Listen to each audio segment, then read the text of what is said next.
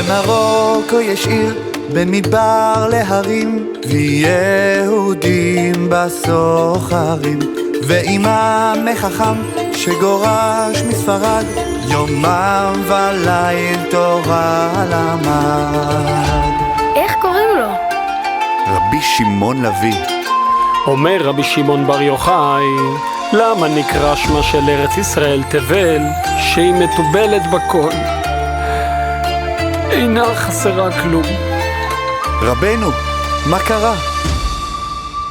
והכל שם בפל הוא על מי מנוחות, השערה היא רק בליבו.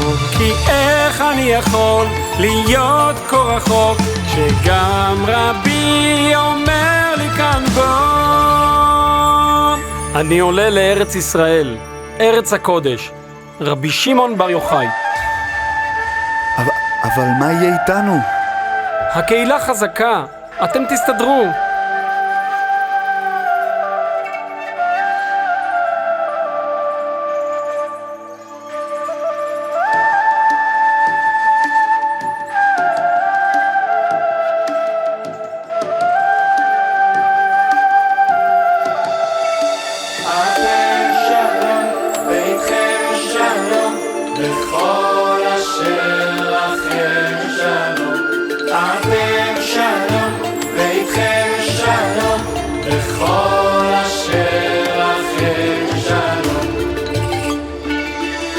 להביא לו חשש, לחושו או לחייו, הוא ידע לפניו ארץ דבש וחלב, שיירה ארוכה בדממה עמוקה, ובליבו של הרב שירה מתוקה.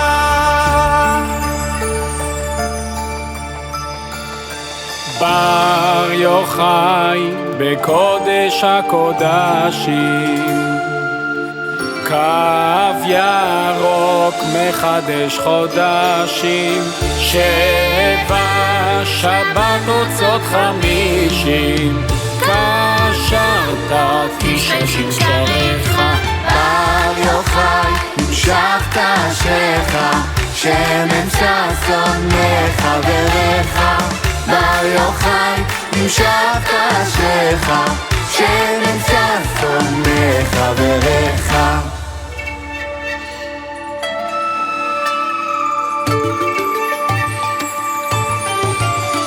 אחרי חודשים בין חולות וטרשים, ימים קשים ומתישים, שם מעבר לחול ישנו כתם כחול. זה לא דמיון? זה הים הגדול. הגענו לארץ ישראל? עדיין לא, נצטייד, ננוח כמה ימים ונפליג לארץ הקודש. והרב לא חשב שזה כאן ועכשיו, דווקא פה השתנו לו חייו. הגענו לטריפולי.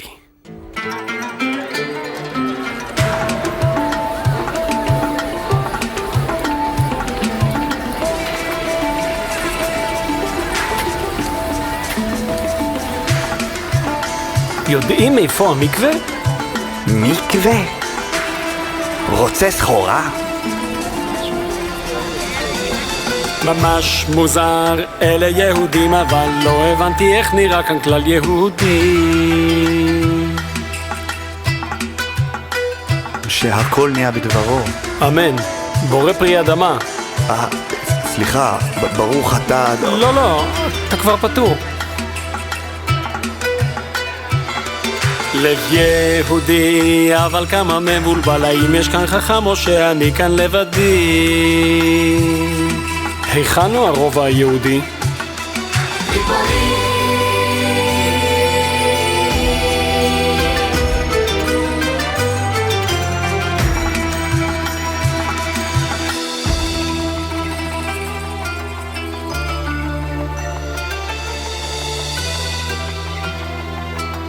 כבודו מחפש משהו? תבורך, אני לא מוצא את בית הכנסת. בוודאי שלא, הוא מוסתר היטב.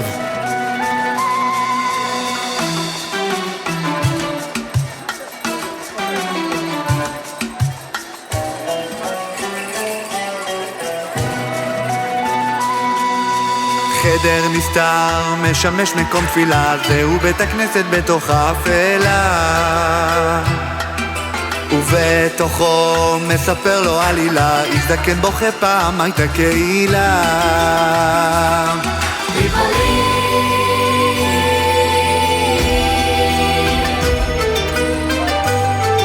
כשמספרד אוניות ללא מורא באו והפילו קהילה מגדולה, אז בגזרות נשתכחה הרבה תורה, מי שזוכר עכשיו יודע מילה.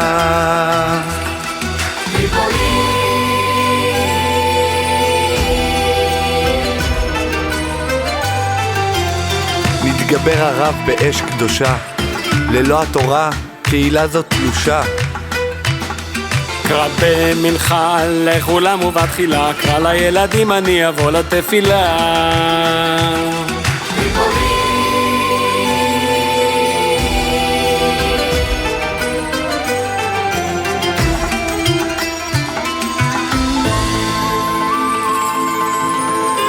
חכם בא לעיר,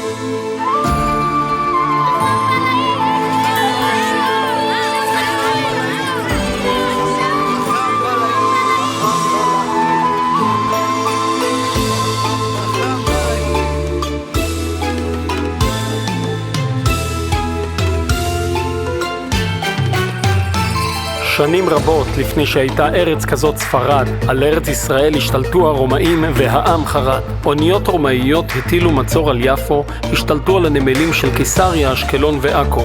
הם אסרו על היהודים ללמוד תורה, ובתושבי ארץ הקודש נהגו כמו בסחורה. נורא.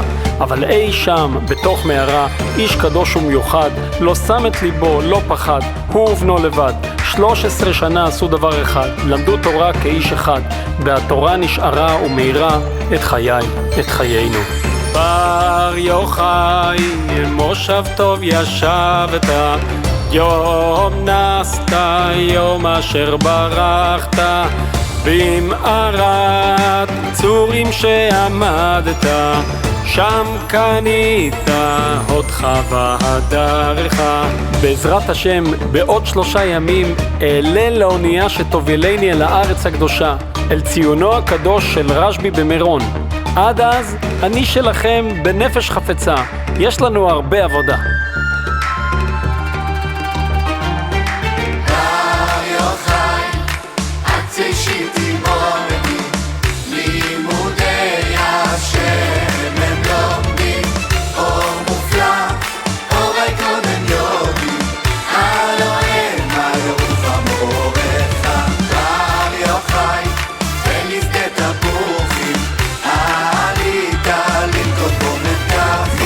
אתה אדוני, אלוהינו מלך העולם, שהכל נהיה בדברו. אמן.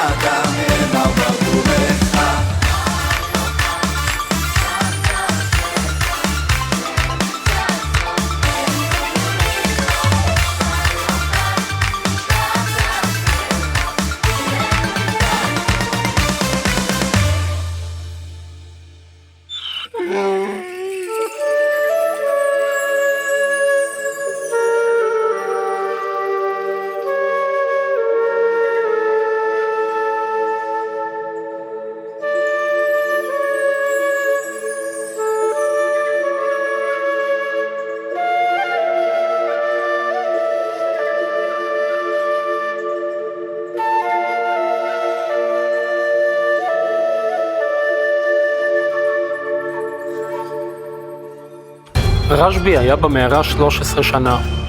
כשיצא בפעם השנייה, הוא רק שאל את בני העיר טבריה, מה אתם צריכים? איך אני יכול לעזור לכם?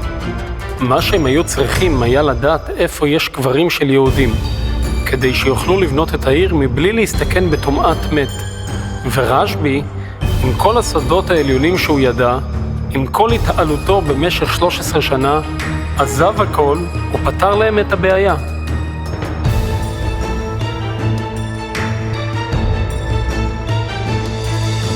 טיהרת עיר טבריה, עשה אותה נקייה, הודו לו משמיה, אדוננו בר יוחאי. לא, אל תפליגו, אנחנו יורדים. אני לא יודע אם מגיע עוד לרשב"י, אבל הלוואי יזכה לעשות כמעשיו.